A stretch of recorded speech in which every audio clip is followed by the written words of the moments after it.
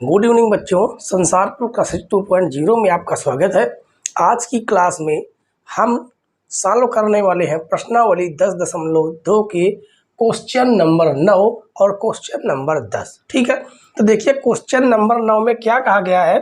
सिद्ध कीजिए कि किसी बाह्य बिंदु से किसी वृत्त पर खींची गई स्पर्श रेखाओं के बीच का कोण स्पर्श बिंदुओं को मिलाने वाला रेखाखंड द्वारा केंद्र पर आंतरिक कोण का समपूरक होता है। समपूरक कोण का मतलब होता है कि ऐसे दो कोण जिनके कोणों का योग कितना होना चाहिए, 180 डिग्री। ठीक है, अब समझिए आप इसे दोबारा क्वेश्चन को पढ़ते हैं, उसके बाद समझते हैं। ठीक है, किसी बाह्य बिंदु से, तो देखिए हमने बाह्य बिंदु क्या लिया है, पी लिया है। ठीक है, और बाह्य बिंदु से किसी वृत्त पर खींची गई स्पर्श रेखाएं, तो स्पर्श रेखाएं कौन है, एपी और बीपी। ये क्या है, स्पर्श रेखाएं। स्पर्श रेखाओं के बीच का कोण कौन सा, ये वाला, यानी ओ ए ओ बी। ये बीच का जो कोण है स्पर्श बिंदुओं को मिलाने वाला रेखाखंड द्वारा। देखिए स्पर्श बिंदुओं को कौन रेखाखंड मिलाते हैं, एपी और बीपी। इनके बीच बनने वाला जो क्या है, आंतरिक कोण का पूरा संपूरक होता है। यानी ये कोण और ये कोण, दोनों कोणों का योग कितना होगा, 180 डिग्री होना चाहिए। ठीक है, तो चलिए सबसे पहले हम क्या लिखेंगे, दिया है। ठीक है, बहुत ही आसान क्वेश्चन है बच्चों, बहुत ही छोटा क्वेश्चन है। तो लिखेंगे दिया है। अब दिया है में क्या लिखेंगे कि ओ केंद्र वाला एक क्या है, वृत्त है। केंद्र से बाहर एक बिंदु क्या लिया गया है, पी लिया गया है। ठीक है, और वृत्त के स्पर्श बिंदु कौन है, ए बी है। ठीक है, तो देखिए लिखेंगे ओ केंद्र वाले, ओ केंद्र वाले वृत्त के बाहर, वृत्त के बाहर एक बिंदु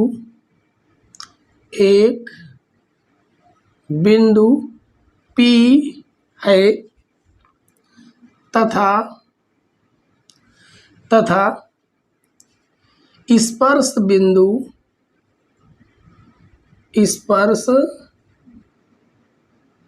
बिंदु A व B है।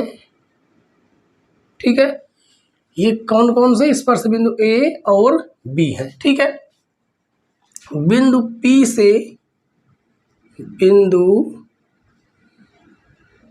से A तथा B पर स्पर्श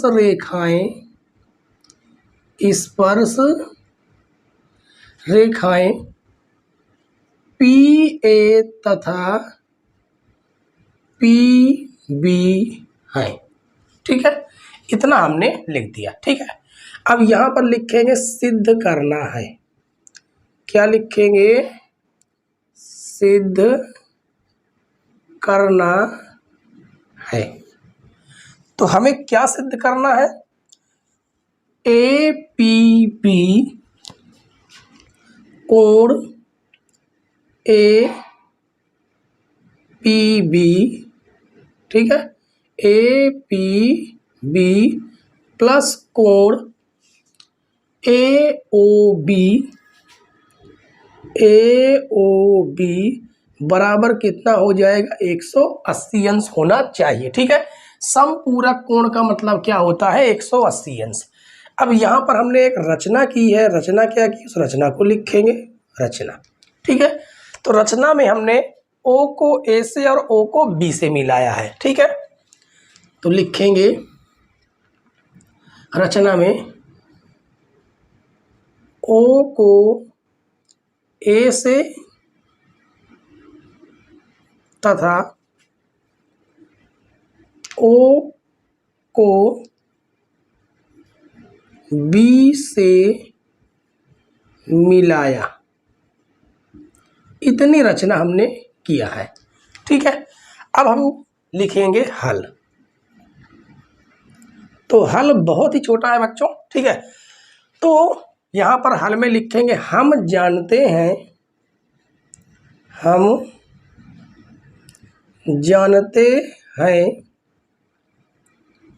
स्पर्श रेखा त्रिज्या पर लंब होती है।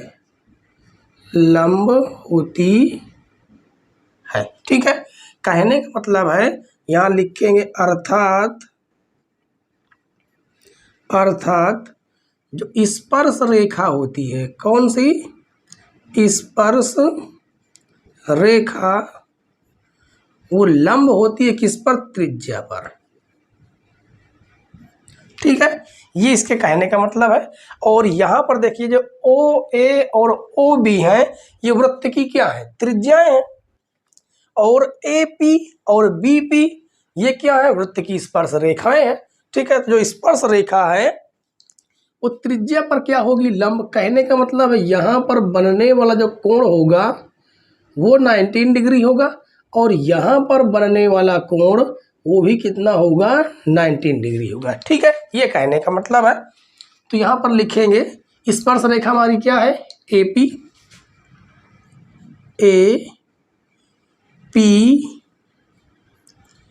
लंब होगी किस पर, ओ ए पर, ओ ए। ठीक है, तथा और कौन सी स्पर्श रेखा है, पी बी या बी पी। ठीक है, बी पी लंब होगा ओ बी पर। और जैसे ही ये लंब हो जाते हैं तो कहने का मतलब है कि पी ए ओ या ओ ए पी बराबर कितना हो जाएगा, लिखेंगे ओ ए पी बराबर 19 डिग्री बनेगा। ठीक है, इसे हम समीकरण 1 मानेंगे। और यहाँ पर कोण ओ बी पी बराबर क्या हो जाएगा, 19 डिग्री। ये दोनों के दोनों कोण 19 डिग्री होगा। ठीक है, अब लिखेंगे चतुर्भुज ए, कौन कौन सा, ए पी बी ओ। तो लिखेंगे चतुर्भुज ए पी बी ओ में क्या होगा, हमें पता है कि चतुर्भुज के चारों कोणों का योग कितना होता है, 360 अंश होता है। ठीक है, तो हम चारों कोणों को हम क्या कर देंगे, आपस में जोड़ देंगे। कौन कौन से कोण, कोण ओ ए पी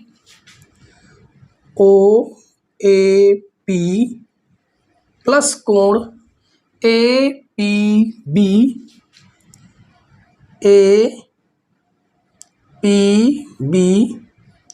प्लस कोण पी बी ओ या ओ बी पी, एक ही बात है। ठीक है, तो यहां पर हम लिखेंगे ओ बी पी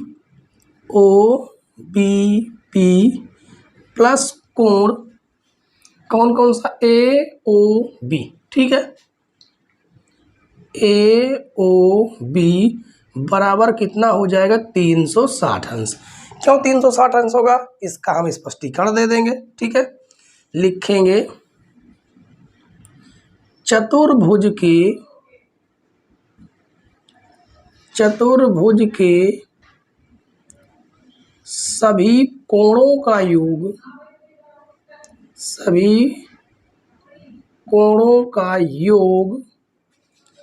360 अंश होता है। ठीक है, ये हमने स्पष्टीकरण दे दिया। ठीक है, अब देखिए हमें सिद्ध क्या करना है, ए पी बी और ओ ए बी। तो ए पी बी और ओ ए बी हम इसी पर रखे रहेंगे, इन दोनों को उस पार भेजेंगे। ठीक है, तो यहाँ पर आ जाएगा कोण ए पी बी प्लस कोण ए ओ बी बराबर 360 अंश माइनस ये धन से ऋण में जाएगा, यानी कोण ओ ए पी, ये वाला धन से ऋण में जाएगा, यानी कोण ओ बी पी। ठीक है, तो यहाँ से आ जाएगा कोण ए पी बी प्लस कोण ए ओ बी बराबर 360 डिग्री माइनस इसका मान देखिए 19 डिग्री है, तो यहाँ पर रखेंगे 19 डिग्री माइनस इसका मान भी 19 डिग्री है। ठीक है, तो ये कहाँ से आया, इसे हम समीकरण 2 मान देंगे। ठीक है, तो यहाँ लिखेंगे समीकरण 1 व समीकरण 2 से। ठीक है, अब यहाँ पर देखिए कहाँ पर बता देते हैं, यहाँ पर आ जाएगा। ठीक है, यहाँ पर आ जाएगा, तो लिखेंगे कोण ए पी बी प्लस कोण ए ओ बी बराबर, यहाँ पर देखिए 360 से हम कितना घटाएंगे, -90 यानी ये 180 घटा देंगे और कितना आ जाएगा, 180 अंश आ जाएगा। ठीक है, कितना आ जाएगा, 180 अंश। और इसी को हमें क्या करना था, प्रूफ करना था, तो लिखेंगे सिद्ध हुआ। ठीक है, सिद्ध हुआ। बहुत ही आसान क्वेश्चन था बच्चों। ठीक है, ज़्यादा टफ नहीं था और छोटा भी था। चलिए अब हम सॉल्व करेंगे क्वेश्चन नंबर 10। आइए बच्चों क्वेश्चन नंबर 10 को देखते हैं। इसमें कहा गया है 4 सेंटीमीटर त्रिज्या वाले वृत्त के परिघत। परिघत का मतलब क्या होता है कि वृत्त के चारों ओर। ठीक है, तो कहा गया है कि 4 सेंटीमीटर त्रिज्या वाले, तो आकृति में 4 सेंटीमीटर त्रिज्या का एक वृत्त बना हुआ है। आपको बता देते हैं कि आकृति आपको दी गई इस क्वेश्चन में। ठीक है, तो हमने क्या किया, 4 सेंटीमीटर त्रिज्या का वृत्त बना लिया है और वृत्त के परिघत एक त्रिभुज ए बी सी इस प्रकार बनाया गया है कि रेखाखंड बी डी तथा डी सी, कौन कौन सा, बी डी और डी सी क्रमशः 8 सेंटीमीटर 6 सेंटीमीटर ये दिए गए हैं। ठीक है, ये कितना है, यहाँ से यहाँ तक 8 सेंटीमीटर और ये 6 सेंटीमीटर। और आगे कहा गया है कि भुजाएं ए बी तथा ए सी की लंबाइयाँ ज्ञात कीजिए, यानी ए बी हमें इसे ज्ञात करना है और ए सी इसे ज्ञात करना है। ठीक है, अब थोड़ा आकृति समझ लीजिए थोड़ा सा।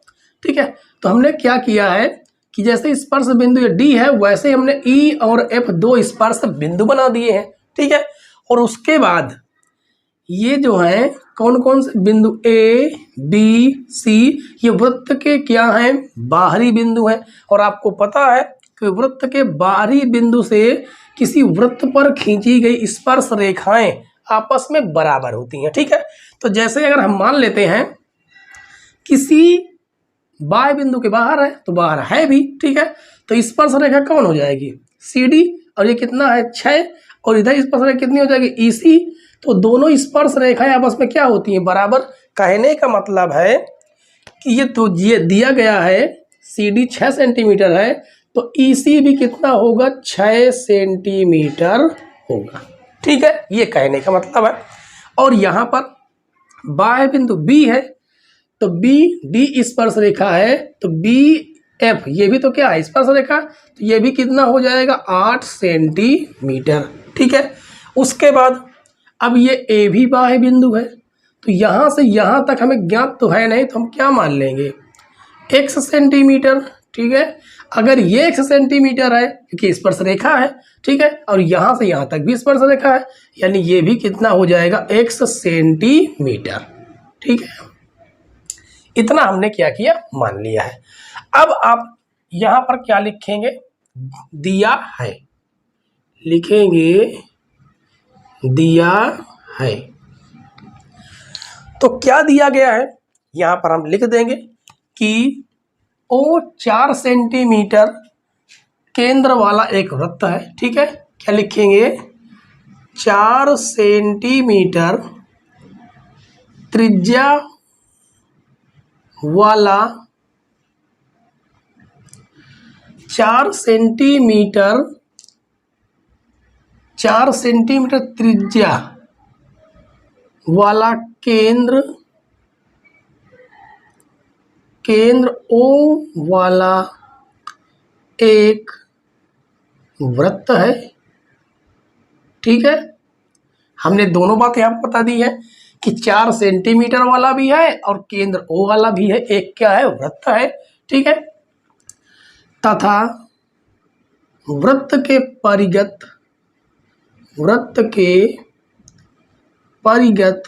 मतलब चारों ओर। ठीक है, परिगत त्रिभुज ABC है। ठीक है, और क्या दिया गया है, BD और DC दिया गया है। ठीक है, जिसमें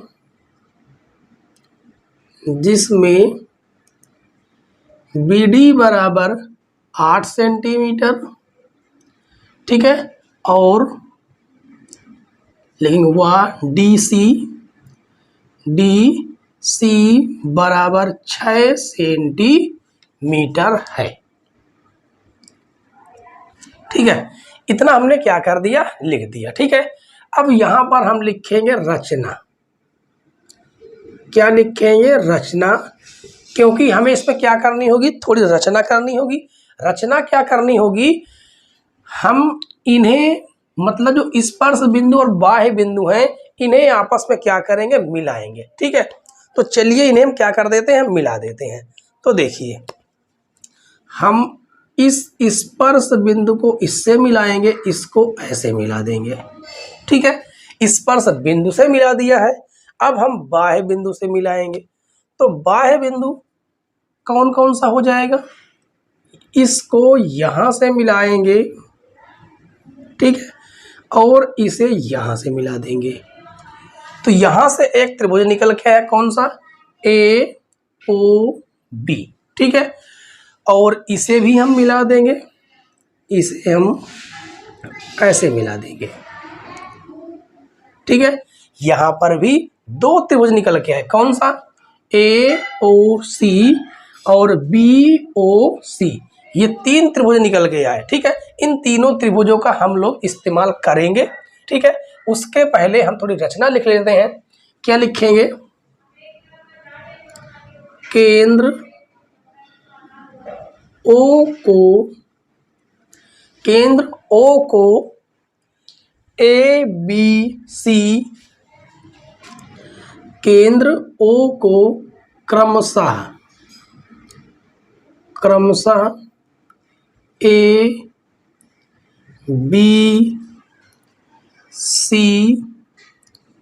तथा EF से मिलाया। इतनी हमने इसमें क्या किया है, रचना किया है। ठीक है, अब यहां पर हम क्या लिखेंगे, हल। चलिए हल की हम शुरुआत करते हैं।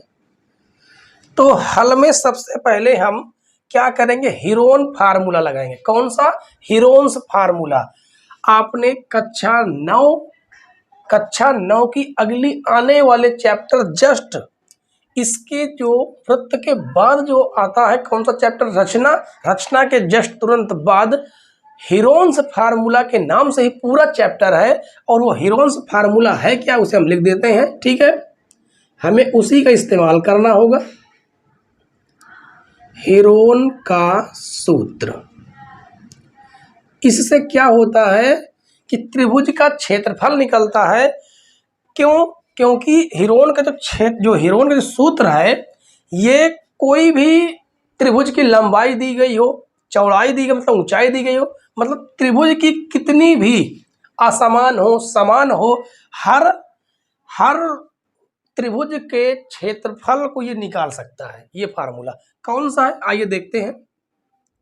तो यहां पर देखिए, हमें किसका निकालना होगा, यहां पर लिख देते हैं, त्रिभुज का क्षेत्रफल। पहले हम लोग फार्मूला लिख रहे हैं। ठीक है, क्या होता है, under root S minus A S minus B S minus C। ठीक है, ये फार्मूला होता है। और यहां पर लिखेंगे जहां S बराबर, S क्या होता है, अर्ध परिमाप।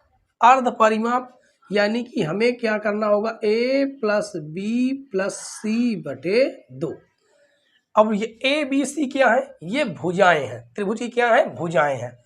तो अब देखिए, अब हम यहां से क्या करेंगे, त्रिभुज ए बी सी का क्षेत्रफल निकालेंगे। ठीक है, किसका, ए बी सी। क्वेश्चन थोड़ा लॉन्ग है लेकिन बहुत ही बेहतरीन क्वेश्चन है। ठीक है, तो देखिए सबसे पहले हमें क्या निकालना होगा, एस। तो हम यहां पर एस को निकाल लेते हैं। ठीक है, अब एस क्या है, ए मतलब हम इसे टोटल को ए मान लेंगे। तो यहां से ए से लगाकर बी तक यहां पर लिखेंगे, जो ए बी भुजा है वो टोटल कितनी है, 8 ये हो गई और x ये हो गई, यानी कितनी हो गई, x प्लस 8 सेंटीमीटर। ठीक है, अब यहां पर देखिए BC तो हमें ज्ञात है, BC टोटल कितना है, BC 8 6 कितना हो जाएगा, 14 सेंटीमीटर, यहां तक को हमें ज्ञात है। ठीक है, उसके बाद AC देखिए, जो AC का मान होगा वो कितना होगा, यहां पर लिख देते हैं। ठीक है, AC 6 सेंटीमीटर ये हो गया यहां से यहां तक, और EA ये कितना है, x, तो हो जाएगा x प्लस 6 सेंटीमीटर। ठीक है, तो देखिए हमें तीनों भुजाएं ज्ञात हो गई, कौन सी, एक ये हो जाएगी और ये हो जाएगी। तो यहां पर हम क्या करते हैं, इन मानों को रख देते हैं और इसका मान निकाल लेते हैं। ठीक है, तो देखिए a का मान कितना है, x प्लस 8, b का मान 14 दिया गया है, और c का मान है x प्लस 6/2। ठीक है, तो आगे देखिए s बराबर x कितना हो जाएगा, 2x हो जाएगा, प्लस 14 और 6 कितना हो गया, 20, और 20 8 कितना हो जाएगा, 28/2। तो यहाँ से s की वैल्यू क्या निकल के आएगी, हम दो क्या कर लेंगे, कॉमन कर लेंगे, तो ये हो जाएगा x प्लस ये आ जाए कितना, 14, और बाई 2, 2 से 2 हम काट देंगे, तो यहाँ से s की वैल्यू निकल के आई x प्लस 14। ये हमारा क्या निकल के आया, अर्ध परिमाप। ठीक है, अब यहाँ पर हम इस फार्मूले में इन सभी मानों को रखेंगे। ठीक है, तो देखिए अंडर रूट s की वैल्यू क्या निकल के आई, x प्लस 14। ठीक है, अब थोड़ा हम रफली काम करेंगे, क्या रफली काम करेंगे, यहां पर देखिए क्या दिया गया, s माइनस ए, यहां पर इतने में हम रफली काम कर लेंगे। ठीक है, तो देखिए s माइनस ए, इसका मतलब क्या है, s की वैल्यू देखिए कितना दिया गया है, x प्लस 14 माइनस ए की वैल्यू, a मतलब हमने इस टोटल भुजा को क्या माना, a माना है, और वो कितना है, x प्लस 8 है, x प्लस 8, ये हम कोष्टक बंद कर देंगे। ठीक है, आगे देखिए x प्लस 14, x अंदर जाएगा, इसके निशान बदल जाएंगे, और x से x तो कट गया। ठीक है, तो बचा कितना, 14 में से 8 जाएंगे, 14 में से 8 जाएंगे, 8 6 14 कितना बच गया, 6, यानी इसकी जो वैल्यू बची वो कितनी बच गई, वो बच गई 6। ठीक है, और उसके बाद s माइनस बी ज्ञात करेंगे। तो अब यहाँ पर हम क्या ज्ञात करेंगे, s माइनस बी। ठीक है, इसी में हम रफली काम कर लेंगे। ठीक है, तो यहाँ पर लिखेंगे s माइनस बी, और b हमारा क्या हो जाएगा, 14, और s की वैल्यू क्या है, x प्लस 14 माइनस b की वैल्यू दिया गया है 14, 14 से 14 को हम काट देंगे, क्या बचेगा, x, तो यहाँ पर हम लिखेंगे x। ठीक है, उसके बाद s माइनस सी, तो यहाँ पर हम c की अब वैल्यू रखेंगे, तो इसे हम मिट देंगे। ठीक है, और यहाँ पर लिखेंगे c, और c भुजा कितनी है, तो s पहले लिखेंगे, x plus 14 minus x plus 6। ठीक है, अब आगे देखिए x प्लस 14 माइनस, अंदर जाएगा, इसके निशान बदल जाएंगे, माइनस से x कट जाएंगे, और 14 से 6 जाएगा, कितना बच जाएगा, 8, तो यहाँ पर हमने लिखा 8। ठीक है, अब आगे देखिए, इसे हम थोड़ा सॉल्व कर लेंगे। तो देखिए ये बचेगा x प्लस 14, ये हो जाएगा x, और उसके बाद 6 को हम लिख सकते हैं 2 गुणे 3, और 8 को हम क्या लिख सकते हैं, 8 को लिख सकते हैं 2 गुणे 2 गुणे 2। अब यहाँ से हम वर्गमूल निकालेंगे। देखिए ये जोड़े के साथ है, 2 बाहर आ जाएगा, ठीक है। उसके बाद एक और आ रहा होगा, कौन सा, एक ये मिल रहा है, एक ये मिल रहा है, ये भी बाहर आ जाएगा, ठीक है। और अंदर क्या रह जाएगा, x का हम अंदर गुणा करा सकते हैं, लेकिन अभी नहीं कराएंगे, ठीक है। 1 मिनट रुक के आ जाएगा कितना, ये गुणा करेंगे कितना आ जाएगा, गुणे 3x, ठीक है। देखिए ये कितना आ गया, 2 दूनी 4, और अंदर क्या आ जाएगा, 3x का अंदर गुणा करेंगे तो ये हो जाएगा 3x स्क्वायर प्लस 14 3 कितना हो जाएगा, 42x, 42x, ठीक है। ये क्या निकल के आया, त्रिभुज ए बी सी का क्षेत्रफल। इसे हम क्या मानेंगे, समीकरण 1 मानेंगे, ठीक है। अब देखिए हमें और क्या करना है, हमने त्रिभुज ए बी सी का तो क्षेत्रफल हमने ज्ञात कर लिया। अब दोबारा हम त्रिभुज ए बी सी का क्षेत्रफल ज्ञात करेंगे। कैसे ज्ञात करेंगे, अगर हम त्रिभुज ए ओ बी का क्षेत्रफल प्लस बी ओ सी का क्षेत्रफल प्लस सी ओ ए का क्षेत्रफल अगर हम जोड़ दें तो टोटल ए बी सी का क्षेत्रफल निकल आएगा, बिल्कुल निकल आएगा, ठीक है। तो देखिए अब हम यहां पर क्या करेंगे, लिखेंगे त्रिभुज ए बी सी, ठीक है। त्रिभुज ए बी सी का क्षेत्रफल कैसे ज्ञात करने वाले हैं, तो ज्ञात करेंगे त्रिभुज ए ओ बी का क्षेत्रफल प्लस त्रिभुज बी ओ सी का क्षेत्रफल प्लस त्रिभुज सी ओ ए का क्षेत्रफल, ठीक है। अब यहां पर हम किस फार्मूले का इस्तेमाल करेंगे, तो फार्मूला होगा 1/2 आधार गुणे ऊंचाई, क्योंकि समकोण त्रिभुज जब कभी भी बनता है वहां पर हम क्या लगा सकते हैं, 1/2 आधार गुणे ऊंचाई लगा सकते हैं। और अगर हमें ऊंचाई ज्ञात हो जाए और आधार ज्ञात हो जाए तब भी हम उसमें इस फार्मूले का इस्तेमाल कर सकते हैं। कौन सा, 1/2 आधार गुणे हो जाएगा ऊंचाई, ठीक है। इसी तरह यहाँ पर भी 1/2 आधार गुणे ऊंचाई, ठीक है, शॉर्टकट फॉर्म में लिखेंगे, ठीक है, प्लस 1/2 आधार गुणे ऊंचाई। अब यहां पर देखिए हम हर त्रिभुज के अलग अलग आधार होंगे, अलग अलग ऊंचाई होंगी, ठीक है। अब ए ओ बी को देखिए, कहां पर, ए ओ बी, इसका आधार क्या होगा, आधार हो जाएगा ए बी, ठीक है, क्योंकि लंब जिस पर गिरता है वही आधार होता है, ठीक। और लंब ही क्या होती है, ऊंचाई होती है। और आप यहां से बता सकते हैं कि ओ डी 4 सेंटीमीटर है, तो क्या ये 4 सेंटीमीटर नहीं होंगे, बिल्कुल होंगे, क्योंकि ये वृत्त की क्या है, त्रिज्याएं हैं, ठीक है। तो देखिए अब सीधे हम मान रखेंगे, तो 1/2 आधार क्या हो जाएगा, आधार हो जाएगा ए बी, और ए बी कितना है, x प्लस 8 है, तो लिखेंगे x प्लस 8 गुणे ऊंचाई 4 दिया गया है, ठीक है, प्लस 1/2, और ये आधार ऊंचाई किसके हैं, बी ओ सी के।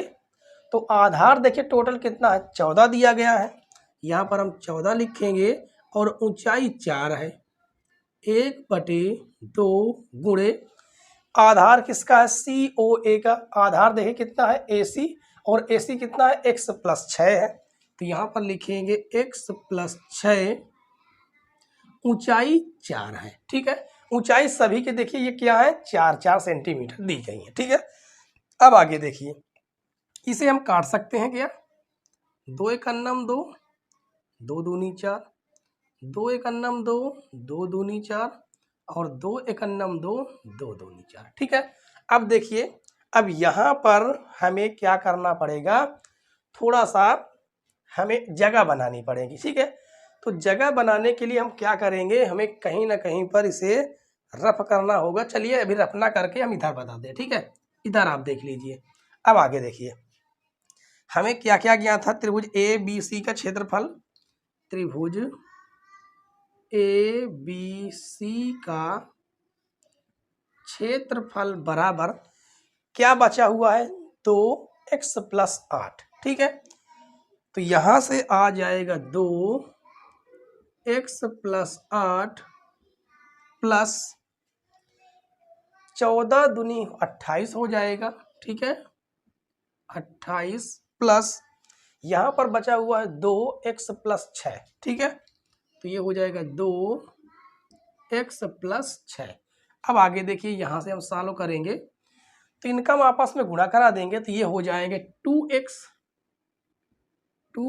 और 2 8 16 प्लस 28 हो जाएगा, यहाँ से हो जाएगा 2x + 2 छंग 12, ठीक है। अब इन्हें हम क्या कर देंगे, इन्हें हम जोड़ देंगे, ठीक है। तो चलिए जोड़ के देखते हैं क्या आएगा, हमें क्या प्राप्त हो जाएगा। ये प्राप्त हो जाएगा कितना, देखिए 2x कितना हो गया 4x, ठीक है।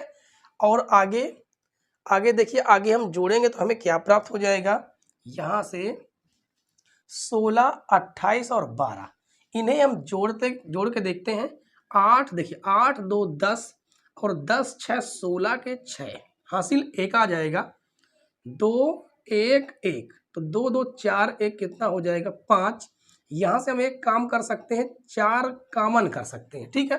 तो 4 कॉमन कर लेंगे तो ये यहाँ पर बच जाएगा x और ये हो जाएगा 4 एक अन्नम 4, 1 बढ़ गया 4 चौक 16। तो ये आ गया त्रिभुज का क्षेत्रफल, ये भी है। इसे हम बना देंगे समीकरण 2, ठीक है। अब देखिए, जो समीकरण 1 है ये भी त्रिभुज का क्षेत्रफल है, जो समीकरण 2 है ये भी त्रिभुज का क्षेत्रफल है, वो भी ABC का क्षेत्रफल ये भी है, ABC का क्षेत्रफल ये भी है। इसका मतलब है तो एक ही त्रिभुज ABC, हम चाहे जैसे निकालें, इसका क्षेत्रफल जो एरिया है वो तो बराबर ही आने वाला है, ठीक है। इसका मतलब समीकरण 1 और समीकरण 2 आपस में बराबर होंगे क्योंकि उनके क्षेत्रफल आपस में बराबर है, ठीक है। तो चलिए हम इन्हें बराबर करेंगे। तो बराबर करने के लिए देखिए, अब हमारे पास इन सब का काम, मतलब कि इनका काम नहीं है, इसलिए इनको हम क्या कर देंगे, रफ कर देंगे, ठीक है। तो इतना ये सब हम क्या कर देते हैं, रफ कर देते हैं, ठीक है। और हम क्या करेंगे, समीकरण 1 और 2 को हम बराबर करेंगे, ठीक है। तो हमारे जो जो काम का है उतना हम लिखेंगे, बाकी सब मिट देंगे, ठीक है। ये थोड़ा क्वेश्चन लॉन्ग है लेकिन बहुत अच्छा क्वेश्चन है ये। तो चलिए यहाँ पर हम लिखेंगे, इसे भी मिट देते हैं, ठीक है। इसे भी हम क्या करेंगे, मिट देंगे, तो हमें थोड़ा स्पेस मिल जाएगा, ठीक है। तो देखिए, अब यहाँ पर हम लिखेंगे समीकरण 1 बराबर समीकरण 2, दोनों को हम क्या करेंगे, बराबर, क्योंकि दोनों त्रिभुज ABC के क्षेत्रफल है, ठीक है। तो ये आ जाएगा कितना, ये आ जाएगा 4 √3x² प्लस 42x और बराबर में दिया गया है 4x + 14। तो 4 से 4 हम काट देंगे और दोनों पक्षों का करेंगे वर्ग। क्यों वर्ग करेंगे, क्योंकि हमें रूट हटाना है, ठीक है। तो ये तो आ जाएगा, जैसे हम स्क्वायर करेंगे वर्ग करेंगे, इसका रूट हट जाएगा और ये हो जाएगा x + 14 का होल स्क्वायर, ठीक है। तो देखिए, अब इसका भी हमें काम इसका अभी खत्म है, ठीक है। इसे भी हम क्या करते हैं, इसको भी हम मेट देते हैं। चलिए मेट देंगे, ठीक है। अब आगे देखिए, अब इन्हें इसे हम क्या करेंगे, सॉल्व कर लेंगे आराम से। तो ये आ जाएगा 3x² प्लस 42x प्लस यहाँ पर बराबर का निशान आएगा, ठीक है। और यहाँ पर एक फार्मूला बन रहा है a प्लस बी का होल स्क्वायर, ए स्क्वायर यानी कि x का स्क्वायर हो जाएगा प्लस बी स्क्वायर यानी 14 का स्क्वायर करेंगे तो 196 आ जाएगा, और प्लस 2a हो जाएगा x और b हो जाएगा 14। इसे सॉल्व कर लेते हैं। तो देखिए आ जाएगा 3x² 42x बराबर ये हो जाएगा x² प्लस 196 और प्लस 14 दूनी 28x। अब देखिए इनको हम इस पार लेके आएंगे तो 3x² 42x ये धन से ऋण में आ जाएगा, माइनस x² माइनस का 196 और माइनस का 28x बराबर 0। अब देखिए पहले हम इन दो घातों को सॉल्व करेंगे, 3 में से 1 जाएगा तो 2x² हो जाएगा, ठीक है। उसके बाद देखिए 42 से हम 28 घटाएंगे तो कितना बचेगा, 42 से 28 हम घटा देंगे तो हमारे पास क्या बचने वाला है, ये बच जाएगा, ये कितना बचेगा, देखिए 12 में से 8 जाएगा 4 बच जाएगा, और ये 3 में से 2 गया 1 बच गया यानी 14 बच जाएगा, ठीक है। क्या बचेगा 14x और ये बचेगा माइनस का 196 बराबर 0। अब यहाँ पर एक काम हम और कर सकते हैं, क्या कर सकते हैं, थोड़ा क्वेश्चन छोटा हो जाएगा, 2 हम कर लेंगे कॉमन। तो x² 2 का भाग देंगे 7x हो जाएगा, और 2 अठे 16, 2 अठे अच्छा 2 नहीं 18, 9 बार जा रहा, ठीक है, 2 नहीं 18 और 2 अठे 16 बराबर 0। देखिए 2 गुणे से भाग में जाएगा, 0/2 0 हो जाएगा। तो हमें यहाँ से प्राप्त हुआ x² प्लस 7x माइनस 98 बराबर 0।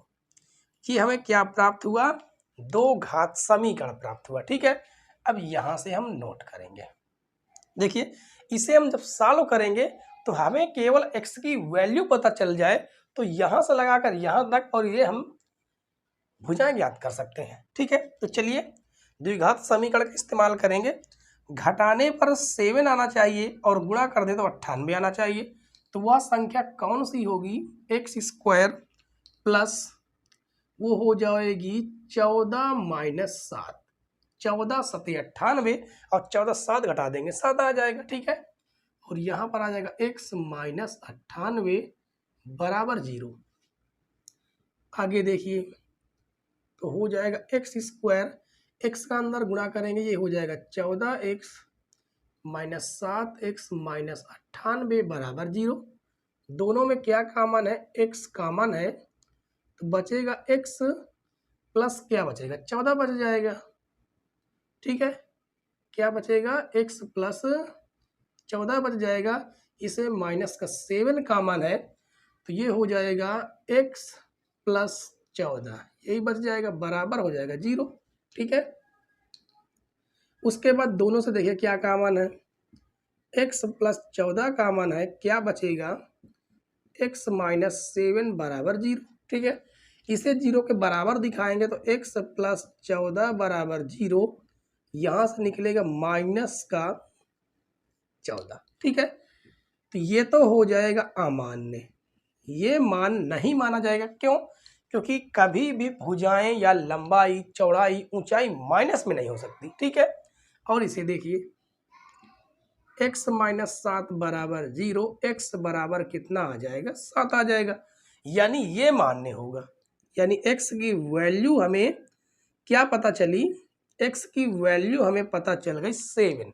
तो यहाँ पर अगर हम चाहे तो 7 रख दें और हमें ज्ञात क्या करना है, AC और AB के मान ज्ञात करना है। चलिए अब मान ज्ञात करेंगे। तो हमने क्या माना था, AB भुजा ज्ञात करेंगे और AB किसके बराबर है, x प्लस 8 के बराबर है, यानी हो जाएगा x प्लस 8। और हमें क्या ज्ञात करना, AC, तो AC कितना है, x प्लस 6 है, x प्लस 6, x की वैल्यू रखेंगे 7 और 8, कितना हो जाएगा, 7 और 8 15 हो जाएगा। ठीक है, कितना आ जाएगा, 15 आ जाएगा, यानी टोटल कितना है 15 सेंटीमीटर। और यहाँ पर हम 7 रखेंगे, 7 प्लस 6, तो 7 6 कितना हो जाएगा 13 सेंटीमीटर। यही दोनों हमारे क्या होंगे, आंसर होंगे। ठीक है बच्चों, तो देखिए क्वेश्चन थोड़ा लॉन्ग भले ही था लेकिन आसान क्वेश्चन था। ठीक है, आपको पूरी तरह से क्वेश्चन समझ में आ गया होगा। ठीक है, तो आशा करते हैं कि आज की वीडियो हमारी आपको पसंद आई होगी, और अगर पसंद आई हो तो प्लीज़ बच्चों वीडियो को लाइक करें, और चैनल पर नए हो तो चैनल जरूर सब्सक्राइब कर लें, बेल आइकन प्रेस कर लें ताकि नई नई वीडियो की नोटिफिकेशन आप तक पहुंचती रहे। ठीक है बच्चों, और वीडियो देखने के लिए धन्यवाद। जय हिंद।